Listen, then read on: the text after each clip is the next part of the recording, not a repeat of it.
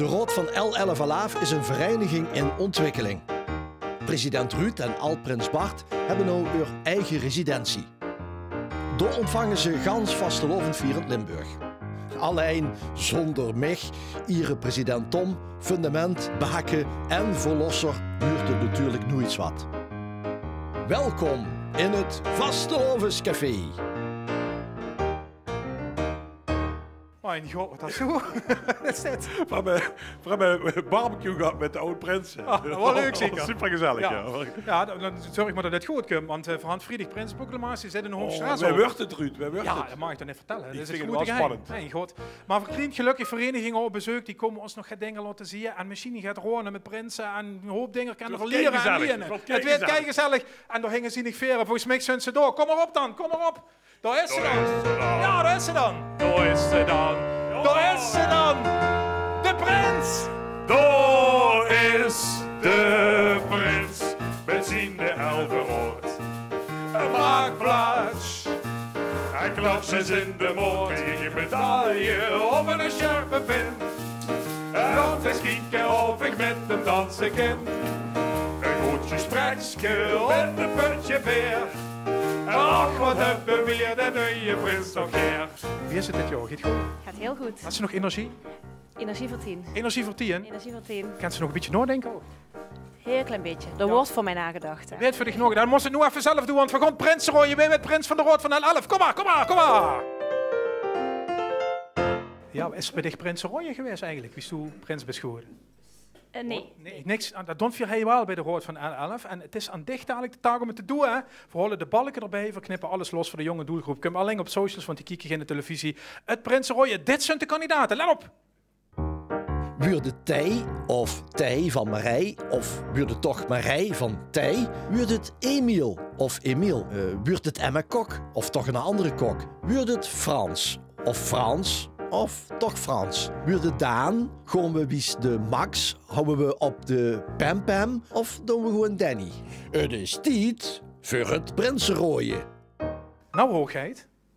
Wat een selectie, hè? Ja, een hele mooie selectie. Denk ze dat ze genoeg geld hebben om bij ons prins te worden? Denk het niet. Nee, dat is duur, hè? Ja, ik denk het ook, ja. Ja, toen had ze dus allemaal durch de kop laten gooien. Als goed nagedacht, wie werd het volgens dich?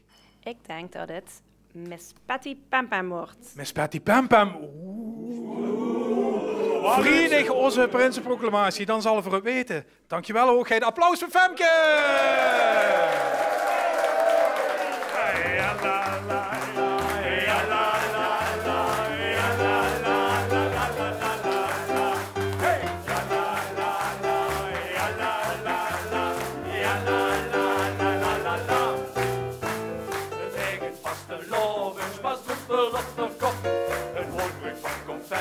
Met dweilen met de mop, een plansbui van plezier, die stiegen het niveau.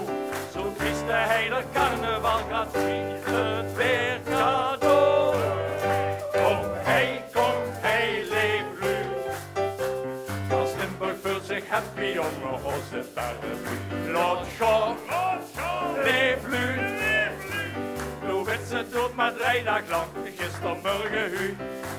De paraplu's en vang dus pas maar op, zodat we nog geen extra zandband straks die bui weer stopt. Kom hey, leef lu, hier met ongeossen, vaste lopers, ja la la ja, ja la la la, ja la la la la la la la la, hey, ja la la la. Ja la la la la la la.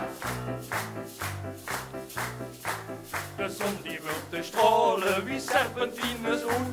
De hitte leed door zweten, schminkdruppels van de hoed. Het hoedgestruide leeg, zet spotlights on the show. Zo kiest de hele carnaval, gaat wie het weer cadeau. Kom hey, leef lu. Limburg voelt zich happy om op onze paraplu. Laat gaan, leef lu. Toen wist ze tot maar 3 dagen lang, gistermorgen hu. Dus wie de paraplu is hem en vang dus pas maar op. Zodat we nog een extra zandpunt straks die bui weer stopt. Kom hey,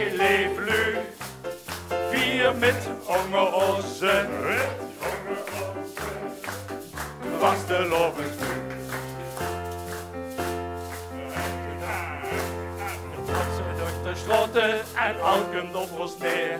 Du kan zich nog verloten, het is vaste lovers weer. Kom hey, leef lu. Gans Limburg voelt zich happy, jongen, onze God, leef lu. Nu is het ook maar 3 dagen lang, ik is van burger u. Dus neem de parapluën met warmtes pas maar op. Zodat we nog het extra van mijn stad, die bui weer stopt. En kom hey, leef lu. Vier met onder onze. Vaste lovers nu, vier met onder onze. Vaste lovers nu. Hoppa!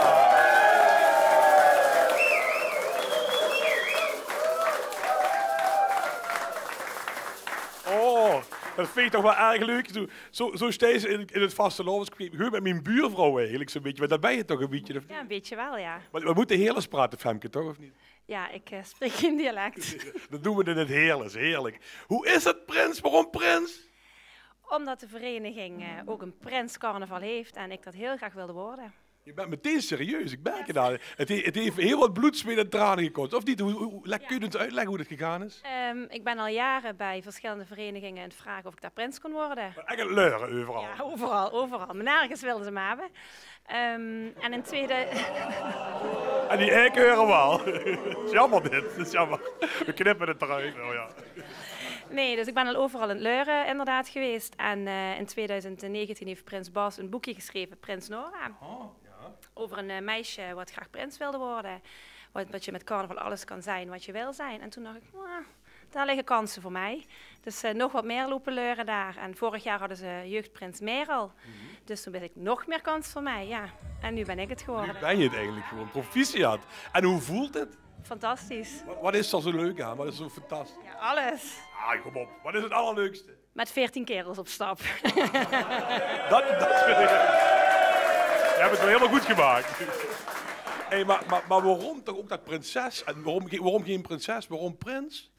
Ik heb altijd de steek met veren en de scepter gewoon echt fantastisch gevonden. En in deze vereniging is het Prins Carnaval, als functie ook eigenlijk. Dus daar hoort een steek met veren bij, een scepter, rokkostuum. En ja, dat is gewoon machtig mooi. En... Steeds ook goed, hè? En dan heb je het nu keidruk. Je bent hier. We moeten binnenkort samen ook in Hilversum, hebben we afgesproken. Ja, klopt. Naar Omroep Max, ja. Want iedereen wil iets van je, toch? Ja, best wel, ja. Hoe voelt dat? Wennen. Ik moest er wel heel erg aan wennen, ja. Want ben je een beetje schuchter? Ben je een beetje twijfelend waarom je dat wel of niet moet doen? Door de negatieve reacties op het begin toch wel. Oké, want wat waren die dan? Ja, gewoon niet leuk. De eerste 2 dagen, vooral op het krantartikel, wat negatieve reacties, die hebben mij best wel geraakt. En toen heb ik wel gedacht van ja, moet ik dit allemaal wel doen? Maar toen dacht ik na een week, ze kletsen maar weg. Ik ben het geworden. De vereniging heeft het aangedurfd om met mij dit te doen. Dus ik ben trots op de vereniging. Trots op mezelf dat ik dit bereikt heb. En ja, dus ik ga er gewoon voor. Maar is er nog iets wat je zegt van nou, als ik dat nog gedaan heb? Ja, dat klopt toch natuurlijk. Heb je veel snoep ingekocht? Ja, zeker heb ik veel snoep ingekocht. Smeten met de rommel. Auw. Maak er wat leuks van, zou ik zeggen. Wil je nog iets tegen de mensen thuis zeggen? Tegen meisjes die op de bank zitten en zeggen ik wil ook prins worden? Ja, zeker. Volg je dromen en dan kan het allemaal waar worden. Prins Femke de eerste. Dankjewel.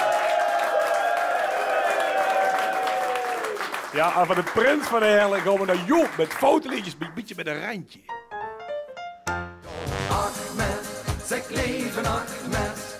Nu al die kamelen dan nog mis. De eerste Sahara verloren, een hete feesten. Dit liedje heb ik vroeger als kind eigenlijk op mid gedaan. Dat is zo.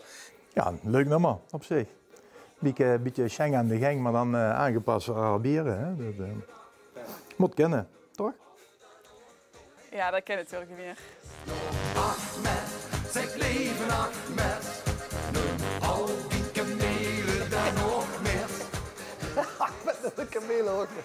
Ja, dwangrijden doen ze zo. Ja, het is toch wel erg stereotyp. Hè? En er zullen genoeg Ahmed zijn die vastelavond vieren. En laten we die dan ook gewoon lekker hier vastelovend vieren, zonder dat we doorgaan van vingen. Ja, dan ga je een beetje stereotyp erop plekken, hè, op Ahmed. Maar ja, de meisjes die op Camille rijden, zien toch Ahmed.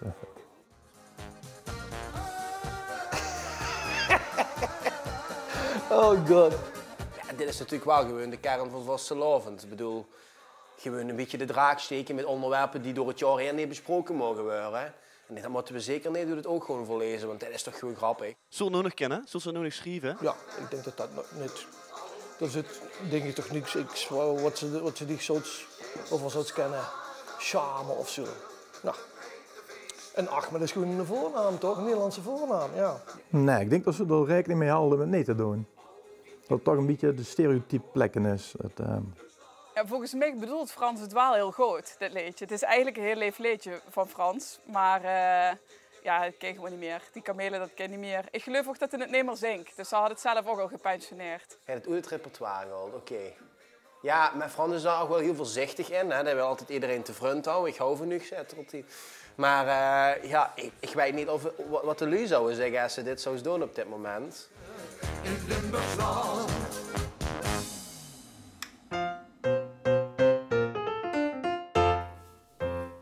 Ja, het is tijd voor de Samba Telequiz. Het mocht het kosten. Onze erepresident, die hadden een ganse bul vol pinkjes. Maar die gewoon naar de lui die aan het eind van de 1 minuut 11 nog bezig zijn. Die nog net onder de quiz. Samba Ik wil kijken in de vragen even te storen. Kom maar even allemaal storen. Ja, zeker. Voor de quiz. Goed zo.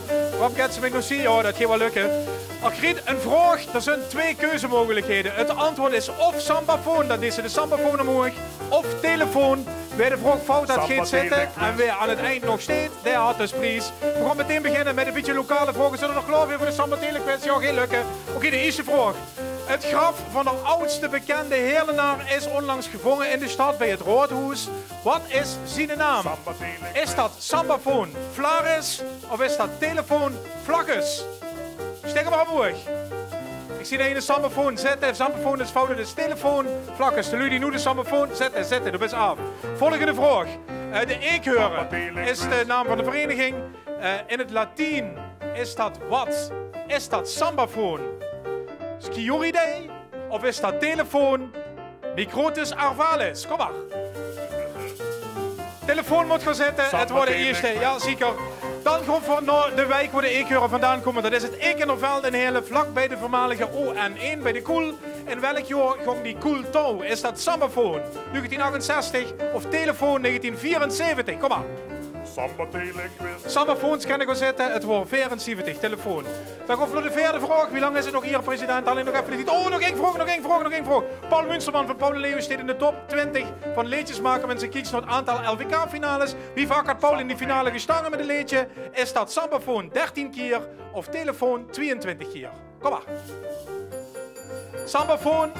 Ja, deze 3 heren winnen alle 3 in de pen. Het wordt het goede antwoord. Paul Munsterman 13 keer in de LVK-finale. Dit wordt het Samba Telequiz.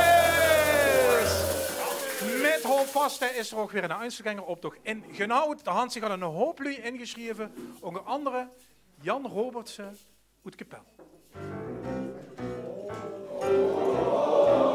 Vive la France! Vive la France!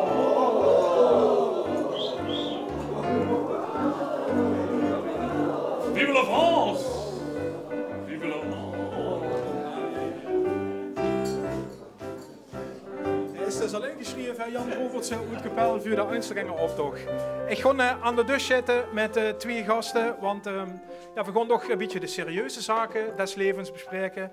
En dat doe ik met Peter Vincent, die we net al had horen zingen, en met Ramon Clement in de hoedanigheid als rector magnificus van de oudste universiteit van Limburg. Heren, welkom, pak ik de microfoon.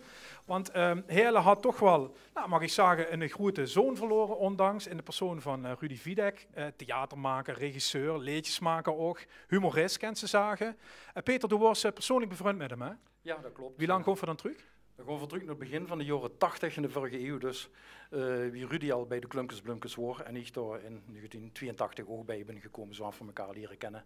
En dat is in de loop van de jaren uitgegroeid tot, ja, met andere lui nog erbij, tot een echte vriendenclub. Over echt samen op vakantie, mekaars verjaardagen, noem maar op. pensionada lunch, omdat een aantal van jullie inmiddels gepensioneerd zijn. Dus de contacten worden veelvuldig en heel goed. Ja, en bij Dichtgemor is het streektheater? In het streektheater begonnen ja ongeveer 35 jaar geleden inmiddels al, schrik ik dan als ik dat zelf help zeg. En hebben heel veel producties samen gemaakt. Rudy regisserend, ik soms als assistent of schrijvend of in die samen die vormgegeven aan verschillende producties. Ja. Peter, even dan terug naar het strand en zo, want we kennen Rudy dan als de regisseur en hij wil dan bepalen wie het ging. Wordt dat privé ook zo? Nou, Rudy wordt eigenlijk een man van registreren en regisseren. Dat ook tijdens de vakantie bijvoorbeeld, ja, ik heb nog even door de foto's gegrasduind. Dat zijn er inmiddels in de loop van de dik 20 jaar. Dat we op vakantie gingen samen een paar duizend.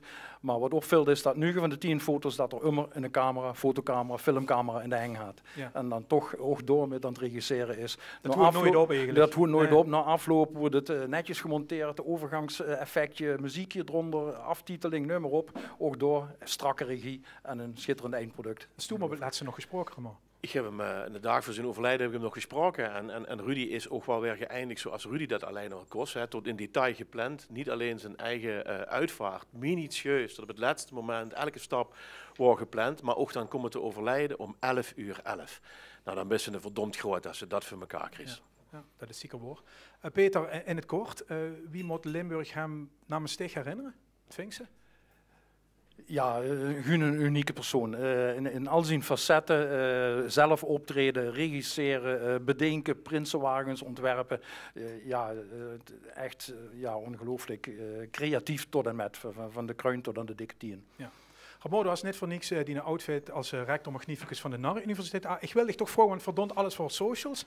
Om mee te lopen, dan mag zij aan het buffet gaan staan. En vergon de balken ook weer erbij brengen, om dat goed staande beeld te krijgen voor de telefoontjes. Dat is die in de camera.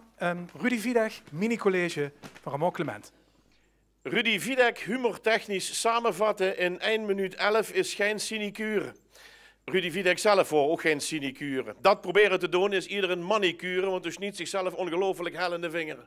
Rudy Wiedek is nu een vacature die we nooit meer zullen invullen. 1 minuut 11, Rudy Wiedek is binnen een opdracht die hij zelf gegeven zou kunnen hebben. De maker, de regisseur, de bouwer, de organisator, de regisseur van Madame Koer, van carnavalsconcerten, van intochten, van sleuteloverdrachten, regisseur van het detail, man van de camera, hoeder van de grap. Dus Wiedek, humorwetenschappelijk duiden, is het effect, maar het onderwerp gedeeld door de perfectie in de humor in het kwadraat. Want dat is wat Rudy Wiedek deed. Alles in detail maken, zo uit elkaar halen, dat soms de spelers daar knettergek van worden. En al die details weer bij elkaar brengen en aan elkaar lijmen met humor in het kwadraat. Want dan worden de maan van heel in de humor van het beeld, maar ook de humor van het woord.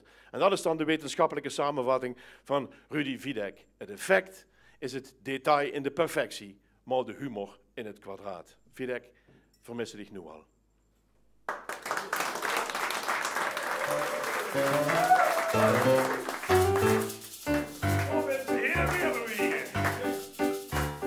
Carnaval vieren, kansen klieren, wat ging dat aan? Ligt ze nog warm bij de man op de arm, dan leert ze sjonkelen al. En de man die dit zit en doet dit met, doe zingt en sjonkels met.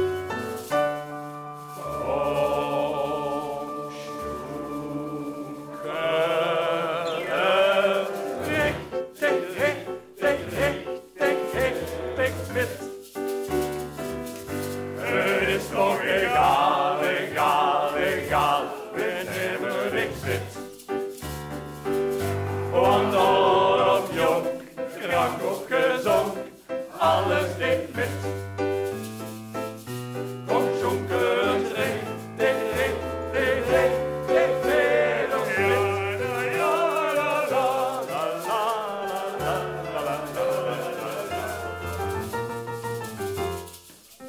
stetig komt toe de vroeg op is. Die wunsch met ere wandelbris. Wie had dat schogen liek op hoog. Geschoten Hemelprins te zien, ik sta er op wie. Hemelprins te zien, de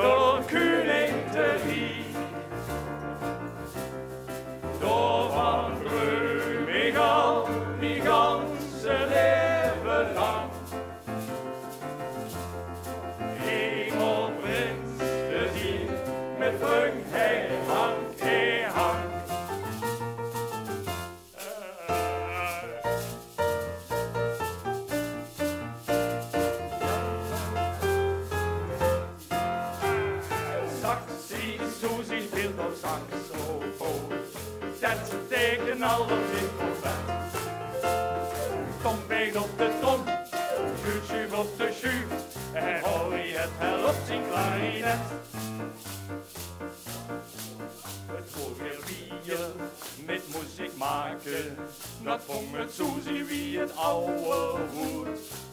Dus wordt het lid van een spaskapelke, geliefd verkocht weer die muziek goed.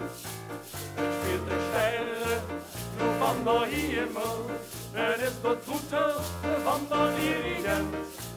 De prima donna van het ensemble, wat die daar speelt, wauw, ongekend. En Saxie Susie speelt op saxofoon, dat knal op zijn trompet.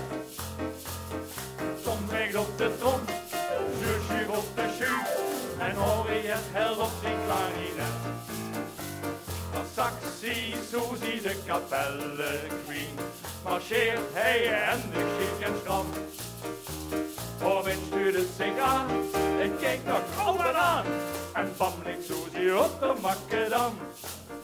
Nu even van geleerd, het is ons alles weet, dat Susie weer jeet met veel tam-tam.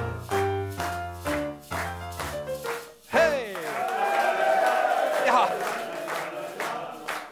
Ja, VND zegt met het publiek nog even weer in het café. Maar gans Limburg is bezig met de vuurbereidingen op de Vastelovend. En in Egelze zit echt volgens mij de grootste optochtgroep van Limburg. En Judith Kuipers die ging kijken.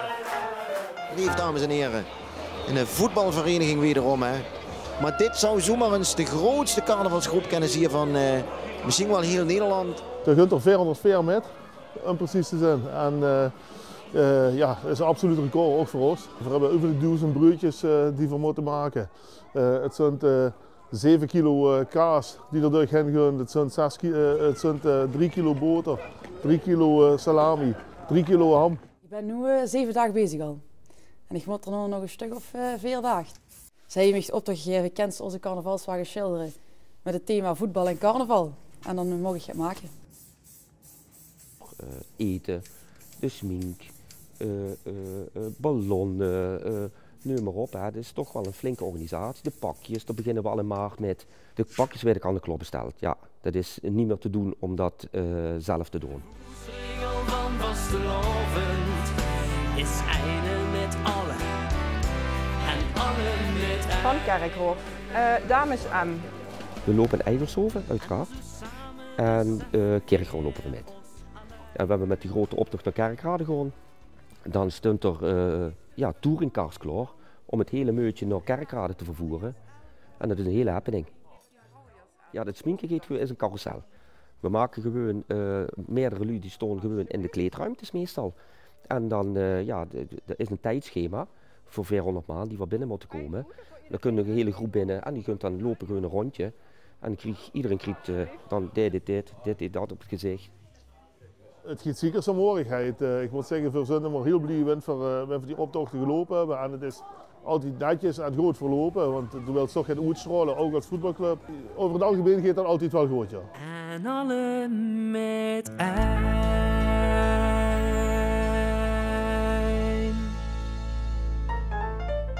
Judith Kuipers, de ganse week te vinden in de ganse provincie, waar heel gewerkt werd om de Vastelovend op al die plaatsjes voor elkaar te krijgen. Hoe gaat Femke, het zit erop, hè? Ja. Wordt terug naar het Ekenerveld? Ja. Terug naar Heerlen? Ja. Hey, er zit nu vreugde van onze vereniging en komende vrijdag is Prinsboekelmaatje, maar voorhand de poster van de drukker gekregen. De mag al kijken wie het is. Werd leuk, denk je? Ja, ik vind het heel leuk. Het werd heel leuk. Nou ja, dan hebben we er alle vertrouwen in. Dit wordt de eerste aflevering van het Vastelovendscafé. De Eekeuren, dankjewel, applaus en tot de volgende keer.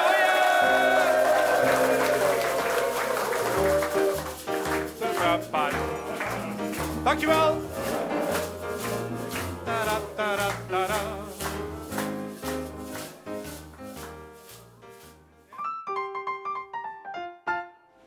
Uit het alleroudste carnavalsboek van Nederland weten we zeker dat er eigenlijk nooit iemand is geweest die officieel iets heeft gezegd over de geschiedenis van carnaval. De kerk heeft natuurlijk geprobeerd om het naar eure kant toe te trekken door de vertaling te geven: carne, vlees en valen is afscheid. afscheid van het vlees. Dus het begin van de vaste tijd. Maar niet alle historici zien het ermee eens.